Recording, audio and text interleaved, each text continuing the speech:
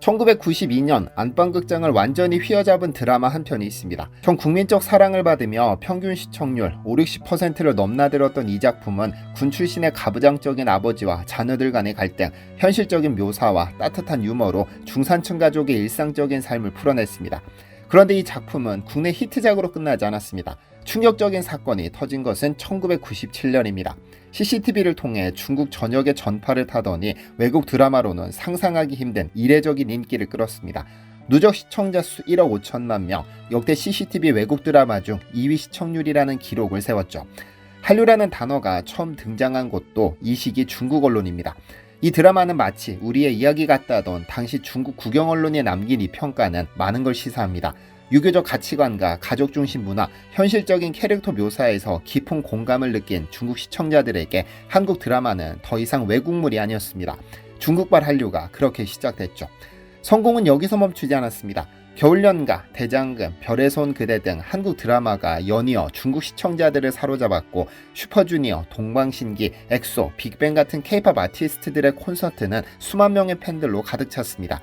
2010년대 중반 중국 내 한류는 그야말로 절정에 달했죠. 드라마 해외 판권은 회당 평균 30에서 35만 달러라는 놀라운 금액에 거래됐고 태양의 후예는 중국 OTT 플랫폼 아이치이에 회당 2억 7천만 원이라는 천문학적인 금액에 판매됐습니다. 순풍에 돛단 듯했던 상황이 돌변한 것은 2016년 주한미군의 사드 배치를 둘러싼 외교 갈등이 불거진 것이죠. 그리고 한한령이 등장했죠. 그런데 최근 중국이 신압으로 붕괴되고 있다는 소식이 들려옵니다. 어쩌면 이번엔 진짜 한한령이 해제될지도 모른다는 기대 섞인 목소리도 나오고 있는데 8년간 시베리아 벌판처럼 싸늘했던 중국은 왜 달라진 걸까요? 안녕하세요, 디스멘털입니다. 잠깐 2016년 이야기를 더 해볼까요? 그해 여름 한국의 사드 배치 결정에 몰고 온 문화적 후폭풍은 상상 이상이었습니다. 중국은 공식적으로는 침묵했지만 조용하고도 집요하게 한국 대중문화에 벽을 세웠죠. 한류 콘텐츠를 다루던 방송은 갑자기 한국 연예인을 편집했고 수십억 원이 투자된 드라마는 중국 방영이 무산되었으며 대규모 콘서트와 팬밋 등은 일방적으로 취소되기 일쑤였습니다. 한한령, 이름은 존재하지 않았지만 피해는 어마어마했는데요. 한국 연예인들의 중국 방송 출연이 사라지고 게임 판호 발급이 끊기고 광고 계약이 돌연 종료되는 상황이 펼쳐졌죠. 화장품, 식료품, 드라마, 음악은 수출되지 않았고 중국 관광객의 한국 단체 관광마저 제한됐습니다. 단 며칠 만에 한국 주요 엔터테인먼트 기업의 시가총액이 3천억 원 넘게 증발했으며 수백 개의 콘텐츠 기업이 계약 해지와 제작 중단의 고통을 겪었습니다. 하지만 문화는 그렇게 쉽게 사라지는 것이 아닙니다. 표면적으로는 중국 정부에 의해 한류가 제재당했지만 웨이보, QQ뮤직, 더우반 등의 공식 유통이 막혔음에도 팬들은 디지털 플랫폼을 통해 계속해서 한국 콘텐츠를 찾았죠. VPN을 뚫어 드라마를 보고 음반을 직구하며 뷰티 노하우를 열정적으로 따라했습니다. 2020년 중국의 한류 참여 지수는 100점 만점에 99점을 기록하며 통제된 환경 속에서도 한류에 대한 뜨거운 수요가 식지 않았음을 증명했는데요. 물론 대부분 불법이고 이에 대한 수익이 제대로 지급되지 않았으니 한국 입장에서는 그저 도둑질이었습니다. 그런데 최근 중국 내에서 미묘한 변화가 감지되기 시작했습니다. SM의 신인그룹 NCT 위시가 상하이에서 기자회견을 열자 신화닷컴, 텐센트, 소우닷컴 등 60여 개 주요 매체가 몰려들었습니다. 이 이례적인 현상에 중국 한류 팬들의 기대감도 높아지고 있죠.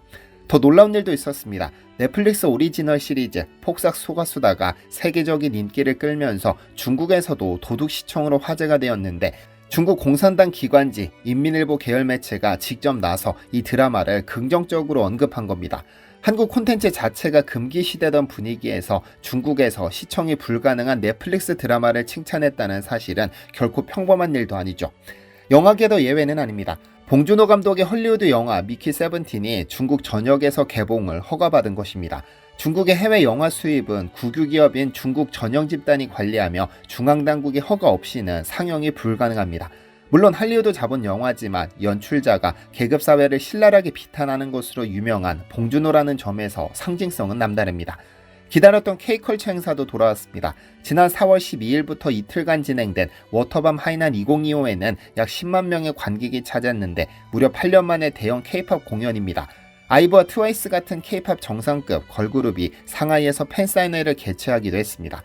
특히 트와이스 멤버 쯔위가 대만 국기를 들었다가 사과까지 한 사건 이후 사실상 중국 활동이 중단된 상태였기 때문에 이번 팬사인회는 9년 만에 의미 있는 복귀였죠. 하지만 현장 관계자들의 목소리는 신중합니다. 상하이는 원래 상대적으로 개방된 도시였기 때문에 이번 움직임만으로 전면 해빙을 말하기엔 시기상조라는 것이죠.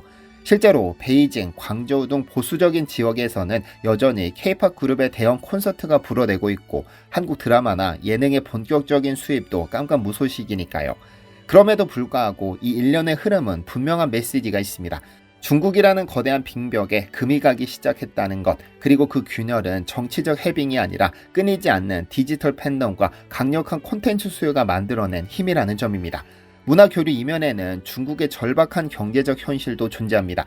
2025년 2월 기준 중국의 도시 실업률은 5.4%로 2년 만에 최고치를 기록했으며 특히 청년 실업률이 무려 15.3%에 달합니다.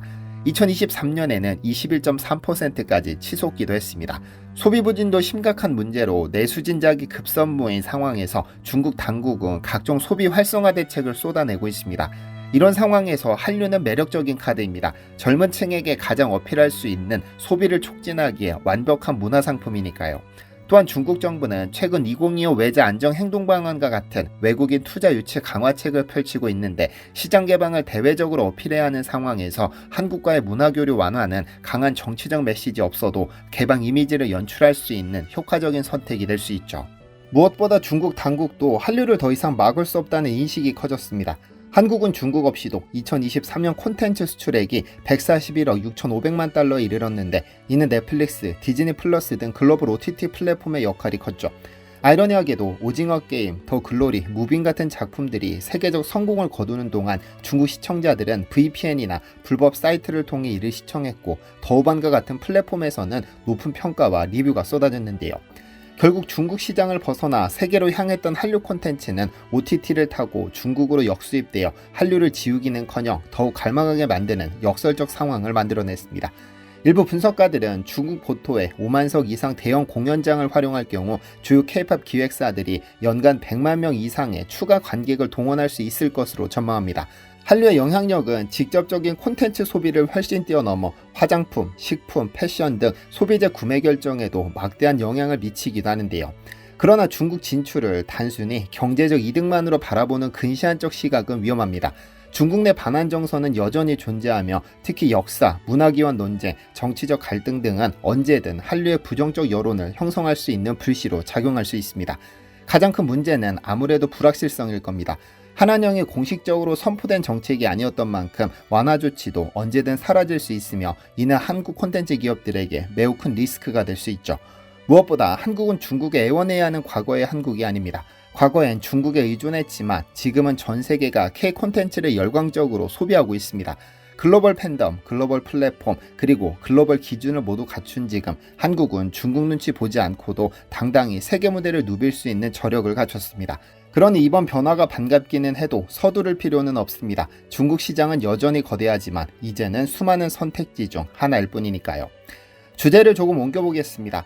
어제 영상에서 안구건조증 특화 제품 아이존을 소개하면서 미 FDA로부터 NDA를 승인받았다고 전해드렸는데 이게 도대체 어떤 의미인지 모르겠다며 조금 더 설명해달라는 댓글이 많습니다. 이 영상을 통해서 설명드립니다. 전 세계에서 가장 까칠하고 깐깐하다고 알려진 미 FDA로부터 NDA 승인을 받는다는 것은 수인 소재가 건강기능식품으로 안전하게 사용될 수 있는지 평가하는 중요한 과정입니다. 미국 연방정부는 1994년에 식이보충제 건강 및 교육법을 제정했습니다. 이 법에 따르면 1994년 10월 15일 이전 미국에서 식이성분으로 판매되지 않은 성분을 새로 판매하려면 이를 새로운 식이성분으로 간주한다고 명시되어 있습니다. 비타민, 칼슘, 아연과 같은 성분들은 오랫동안 사용하면서 어느 정도 안전성이 검증됐지만 새롭게 개발된 신소재 성분들이 섭취해도 인체에 무해한지 여부는 확실히 알 수 없죠. 그래서 1994년 10월 15일 이후부터는 신소재를 건강기능식품으로 승인받기 위해 반드시 NDA 승인을 받아야 하며 이 과정은 굉장히 까다로운 절차를 거쳐야 합니다. 우선 FDA가 가장 큰 초점을 두는 것은 안전성인데 이 성분이 인체 안전하다는 강력한 근거 자료가 필요합니다. 그래서 동물 실험, 독성 실험, 인체 적용 시험 등 안전성을 입증하는 과학적 데이터를 필수적으로 제출해야 하죠. 기본적으로 성분이 일관된 품질과 순도를 유지해야 할 뿐 아니라 원료의 출처와 제조 공정이 명확하게 규명되어야 하며 성분이 변질되거나 오염되지 않도록 철저히 관리되어야 합니다. 이에 키토라이프의 정특래 대표는 쥐실험 결과 4주 용량 범위 연구, 13주 악읍성 독성 연구, 용량 증가 연구, 3가지 유전 독성 검사, 그리고 108명의 성인을 대상으로 한 임상시험 결과까지 모두 제출해 이를 통과했죠. 이에 FDA는 이의 없는 인정서신, 즉 인간이 섭취해도 전혀 문제가 없다고 보증해 준 것이죠. 대부분의 한국 기업이 기존에 누군가 발견한 물질로 제품을 만들기 때문에 NDA 등록 사례가 적지만 정 대표는 그간 항암제, 키토탁솔 등 수도 없이 많은 신물질을 개발했기 때문에 가능했습니다. 그렇다면 FDA가 당당히 인간이 먹어도 전혀 무해하다는 판정을 내린 이 신물질은 도대체 어떤 것일까요? NDA 승인을 받은 누네조는 안구건조증 개선을 위해 특별히 개발된 제품으로 그 성분은 놀랍게도 건조한 포도 껍질과 씨앗을 발효한 후 이를 동결건조해 분말로 만들었습니다. 쉽게 말해 화학약품을 넣거나 화학적인 처리를 거치지 않고 자연의 효능을 발효화학으로 완성시킨 것이죠. 하지만 더 특별한 것은 따로 있습니다. 이 성분은 포도가피 효소 발효 추출물이지만 정확한 공식 명칭은 안톤시아닌 올리고모입니다. 안토시아닌은 눈에 좋다고 알려져 있고 특히 강력한 항산화 효과로 유명하죠. 항산화 효과란 우리 몸속에 있는 활성산소를 제거해주는 능력을 말하는데 활성산소가 과도할 경우 우리 몸의 세포가 손상되고 노화가 빨라지며 각종 질병의 원인이 됩니다. 안토시아닌은 이 활성산소를 제거해주는데 문제는 안토시아닌이라는 성분은 단일 분자로 존재해 빛과 열에 해리가 일어나 기능을 잃어버립니다. 구조적으로 가장 불안정한 물질인 것이죠. 이 불안정성 때문에 블루베리 많이 먹으면 눈이 좋아진다, 아로니아 많이 먹으면 눈이 좋아진다와 같은 이야기가 생겨난 것이고 그 대단한 효능에도 불구하고 식품이나 의약품으로 적극적으로 활용되지 못했던 것인데요. 이 문제를 해결하려면 단일 분자인 안토시아닌을 여러 개 결합시켜 올리고모로 만들면 됩니다. 안토시아닌 분자를 3개에서 10개 정도로 결합시키면 된다는 뜻인데요. 분자 3개에서 10개 정도 크기의 올리고모를 만들면 기능성과 안정도가 높아지고 항산화 기능도 배로 증가하게 되는데 그간 지구상에서 안토시아닌 올리고모의 기능성을 제기한 사람은 많았지만 매번 동일한 품질과 순도를 유지하지 못했습니다. 즉 제품화시키지 못했다는 겁니다. 너무 까다로운 성분이라서 그렇습니다. 정 대표는 이 안토시아닌을 올리고모 형태로 만들기 위해 좋기 수백 개가 넘는 효소를 실험하다가 우주에 딱 하나, 그러니까 안토시아닌을 올리고모 형태로 만들어주는 단 하나의 효소를 찾아내 13년 만에 완성시켰습니다.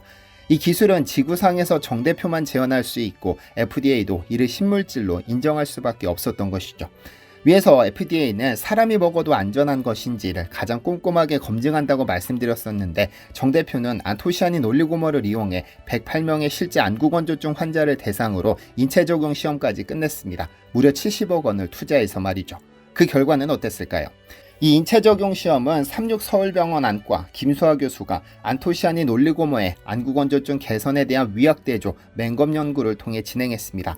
가벼운 안구건조증 증상이 있는 사람 108명을 대상으로 12주 동안 진행한 인체 적용 시험 결과 안토시아닌 올리고모를 하루 권장량인 800mg씩 섭취한 그룹에서 눈물 생성 능력 검사, 비침습성 눈물막 파괴 시간 검사, 눈물막 파괴 시간 검사 등에서 유의미한 개선 효과가 확인되었습니다. 좀 더 살펴볼까요? 눈물 생성이 원활하지 않아 생기는 불편함은 안구건조증 환자들이 가장 흔히 겪는 증상이며 이를 평가하기 위해 일반적으로 시르머 검사가 사용됩니다. 그런데 이 인체 적용 시험 결과 12주 동안 안토시아닌 올리고모를 섭취한 그룹이 이를 섭취하지 않은 그룹에 비해 눈물 분비량이 통계적으로 유의미하게 증가했습니다. 특히 8주차, 12주차의 P값이 무려 0.001에 달했죠. 보통 논문에서 0.05 정도 값으로 유의미하다는 평가를 내리는데 0.001이라면 수치 자체만 두고 보자면 100% 효과가 있다고 봐야 합니다. 물론 개개인의 체질에 따라 효과는 다를 수 있으나 실험 결과 자체는 매우 강력한 효과를 입증했습니다. 그러니까 건조한 눈으로 고생하는 사람이 일일 권장량의 800mg의 아이존 제품을 섭취하면 약 2달 뒤부터 눈물 분비의 양이 증가하는 효과를 기대할 수 있습니다. 건조한 눈 상태를 확인하는 비침습성 눈물막 파괴 시간 검사에서 안토시아닌 올리고모를 12주간 섭취한 그룹이 비섭취 그룹보다 눈물막 유지 시간이 8주차와 12주차에 유의미하게 증가한 것으로 나타났으며 P값 역시 0.001 미만으로 확인됐습니다. 눈의 건조화 속도를 측정하는 눈물막 파괴 시간 검사 결과는 어떻게 나왔을까요? 검사 결과 12주간 섭취한 그룹은 그렇지 않은 그룹보다 4주차부터 눈물막 파괴 시간이 통계적으로 유의하게 증가하기 시작했습니다. 8주차와 12주차의 피감 역시 0.001 미만으로 유의미한 수준을 유지했습니다. 그래서 정특래 대표가 FDA로부터 NDA 승인을 획득했다는 것은 품질과 안전성을 미국 정부로부터 인정받았다는 의미이며 지구상에 존재하는 유일한 제품인 만큼 전 세계 안구건조증 시장을 전부 장악할 길이 열렸습니다. 미국 시장을 통과하자마자 현재 전 세계 40여 개국에서 수출 문의가 쏟아지고 있긴 합니다. 이번 기회를 발판 삼아 한국의 중소기업이 전 세계 시장을 독점하는 기적을 목격할 수 있기를 기대해 보겠습니다. 정 대표님은 제 오랜 구독자이시기도 하고 인터뷰를 통해 인연을 맺었는데 어제부터 제 채널 구독자분들께는 온오프라인 최저가로 구매하실 수 있도록 허락해 주셨습니다. 현재 온라인 최저가는 한 박스 89,000원으로 책정되어 있는데 정 대표님께서 최소 마진만 제외하고 공급해 주시기로 하셨습니다. 그래서 재고가 소진될 때까지만 62,000원에 제공되며 12개월 분량을 구매하시면 56,000원으로 낮아집니다. 주위 안구건조증으로 고생하시는 분들과 나눠 드실 계획인 분들이 구매하시면 좋겠습니다. 구매 링크는 아래 고정 댓글에 남겨드리겠습니다. 시청해주셔서 감사합니다. 디시멘터리에서는 여러분의 제보를 기다립니다. 제 채널에서 다뤘으면 좋겠는 뉴스 또는 널리 알려졌으면 하는 영상은 디시멘터리 네이버.com으로 보내주시면 소중히 제작하겠습니다. 시청해주셔서 감사합니다.